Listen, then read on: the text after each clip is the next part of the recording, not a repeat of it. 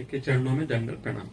महाराज जी, जैसे अभी अभी आपके सत्संग कार्यक्रम के दौरान आलस के कारण आंख बंद हो रही थी, तो मैं उठकर चलकर सत्संग सुना, तो उसी दौरान देखा कि बहुत से छोटे जीव पैरों के नीचे आ जाते हैं और मर जाते हैं। तो क्या यह पाप है या कभी? यदि हम कठोर पादुका पहने हैं तो बहुत देख के पैर रखे, आराम से पैर रखकर चले।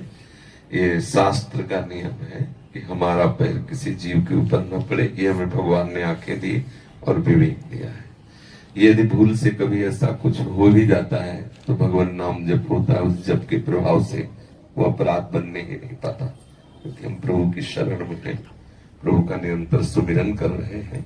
कई तरह से पाप बनते ही बनते हैं। जैसे हम सोहनी लगा रहे हैं, झाड़ू लगा रहे हैं, कहीं भी लगाओ तो उसकी रगड़ से, जैसे बड़ा चीटा है तो उसकी टांगे टूट जाएंगी। अब सोहनी लगाना ही लगाना है, क्योंकि श्री जी की कुंज है।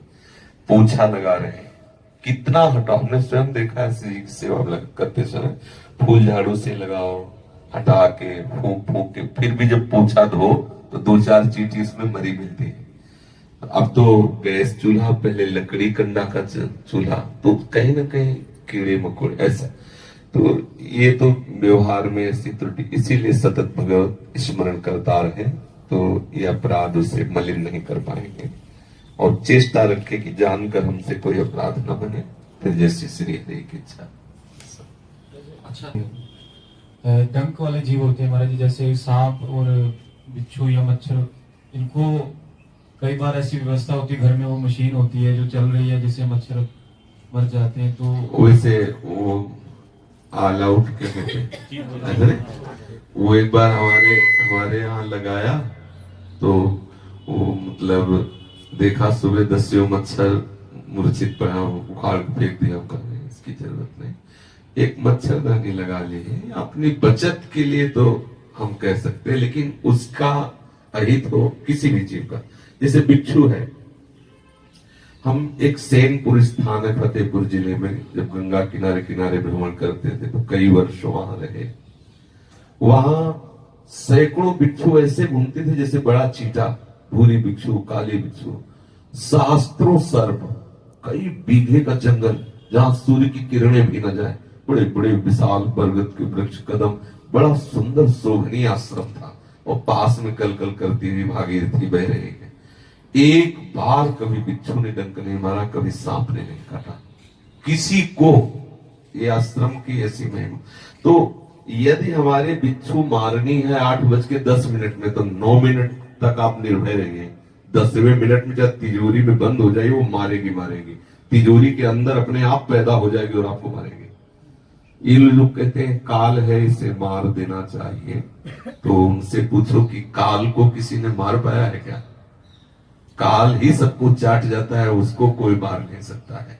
तो हर जीव प्रभु की सृष्टि में प्रभु के द्वारा रखा गया है, तो उसका भी अधिकार, जितना आपका अधिकार है उतने उसका भी अधिकार। अपना बचाव पक्ष रख रहे हैं। बचाव पक्ष में यदि कुछ ऐसा हो, जैसे मानो कोई जीव है, हम उसको दूर फेंक, अब उसको जो कष्ट हो रहा है हमारे पकड़ने से, जो चेष्टा से, वो बात अलग है। हम अपने बचाव पक्ष में हैं, उसके मारने के पक्ष में नहीं।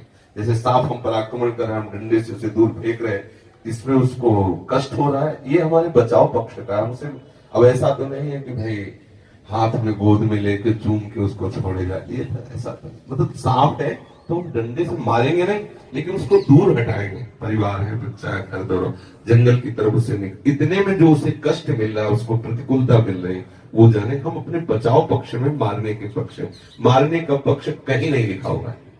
शास्त्रों में कहीं ऐसा नहीं पाया गया कि आप सांप मारो, बिच्छू मारो, ऐसा।